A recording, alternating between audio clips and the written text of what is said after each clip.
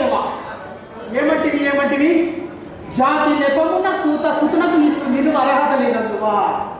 ఎంత మాట. ఇది క్షాత్ర పరీక్ష కానీ క్షత్రియ పరీక్ష కాకూడదు. ఇది కుల పరీక్ష అందువా. అట్లయినా నీ తండ్రి భరద్వాజుని జరగబెట్టింది, అతి జుగుప్సాకరమైన నీ సంభవం పెట్టింది. మట్టి కుండలో పుట్టింది కదా, నీది ఏ కులమో నాతో చెప్పిందువేమయ్యా. అస్మత్ పితామహుడు కురుకుల వృద్ధుడైన ఈ శాంతనముడు శివ సముద్ర భార్యకు గంగాధర్మంలో జరించలేదా, ఆయన ఏ కులమో. ఇంత ఏలా మా వంశంలో మూల పురుషుడైన వశిష్ఠుడు దేవవేశ్య ఊర్వశి పుత్రుడు కాడా.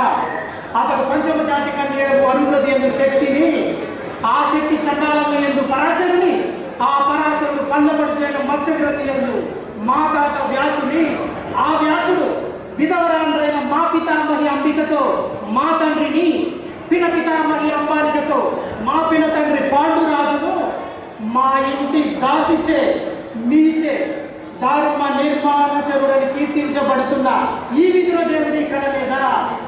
సందర్భ అవసరములను బట్టి క్షేత్ర బీజ ప్రాధాన్యములతో సంకరమైన మా కురువంశము ఏనాడో కులహీనమైనది కాగా నేడు కులము అని వ్యర్థవాదము ఎందులకు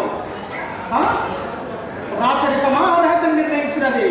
అట్లయినా సోదర దుశ్శాసన అనర్గణ శక్తి కిరీటంలో వేగముల దమ్ము మామ గంధర్వ సార్వభౌమ సూర్యమణి వంటితమంతా సువర్ణ సింహాసనము చెప్పింపుడు పరిచారకులారా, పుణ్యవాది నదీతోయముడు కళ్యాణ భట్టులారా, మంగళ సూర్యారావు సుస్వరంగా మరొకటిడు వందే మానవులారా, కర్ణ మహారాజు కైవాలను భావింపుడు పుణ్యనదులారా, ఈ రాగాశుద్ధులకు మూలభాగమున కస్తూరి జలము తీర్చిదిద్ది బహుజన్మ సుకృత పరిపాక సమర్థ సహజ